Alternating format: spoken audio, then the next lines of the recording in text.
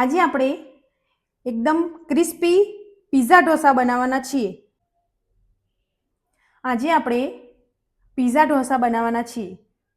Pizza dosa બનાવવા માટે મેં અહીંયા કેપ્સિકમ, કોબીજ, ડુંગળી, ધાણાને ઝીણા કટિંગ કરી લીધા છે।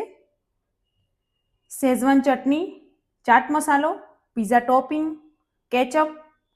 મેં અહીંયા શેઝવાન ચટણીની રેસીપી આગળના વિડીયોમાં શેર કરેલી છે। ત્યાર પછી મેં અહીંયા ઢોસાનું બેટરની પણ આગળના વિડીયોમાં રેસીપી શેર કરેલી છે।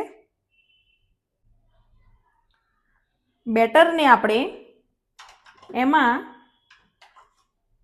સ્વાદ પ્રમાણે મીઠું એડ કરી દઈશું,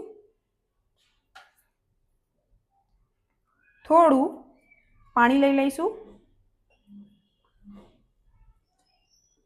એને આપણે એકદમ સ્મૂથ બેટર તૈયાર કરવાનું છે।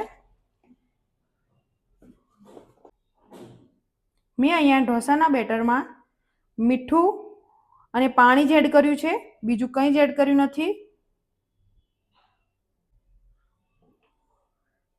આટલી થિકનેસ ઉપર આપણે બેટરને રેડી કરવાનું છે। હવે આપણે ઢોસાનો તવો લઈ લઈશું, તેને આપણે ગરમ થવા દઈશું। ગરમ થઈ જાય તે પછી આપણે પાણીથી તેને સાફ કરી લઈશું। ઢોસાનો તવો આપણે ગરમ થઈ જાય તે પછી આપણે બેટરને આ રીતે એડ કરીશું।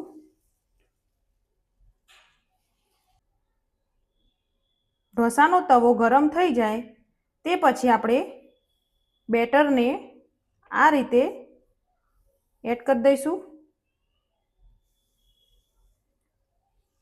હવે આપણે ધીમે ધીમે એક જ બાજુ અને એક જ ડાયરેક્શનમાં આપણે તેને આ રીતે ફેરવી લઈશું।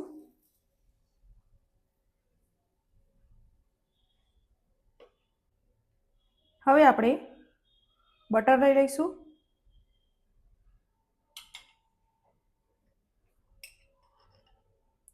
એક ચમચી શેઝવાન ચટણી, પીઝા ટોપિંગ,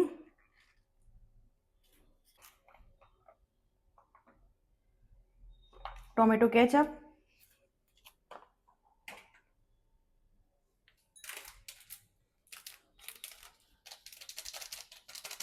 થોડો ચાટ મસાલો। હવે આ બધાને આપણે મિક્સ કરી લઈશું।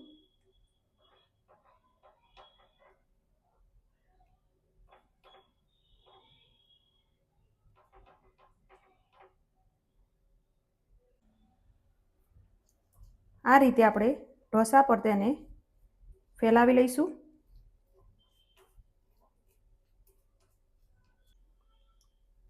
હવે તેમાં આપણે ડુંગળી એડ કરીશું,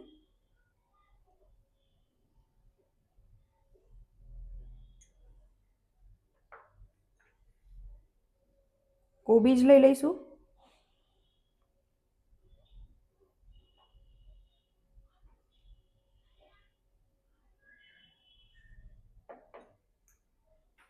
કેપ્સિકમ લઈ લઈશું,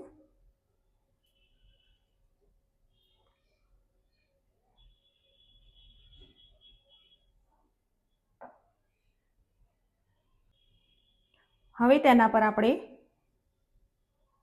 ચીઝ એડ કરી દઈશું।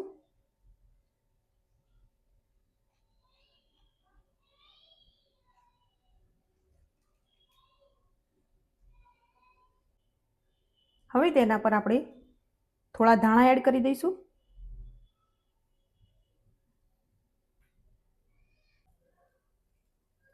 આપણી ચીઝ મેલ્ટ થઈ ગઈ છે અને તવાથી ઢોસો છૂટો પડવા લાગ્યો છે, તમે જોઈ શકો છો। આપણો ઢોસો રેડી થઈ ગયો છે। હવે આપણે તેને પ્લેટમાં લઈ લઈશું। આપણો પીઝા ઢોસા રેડી થઈ ગયો છે।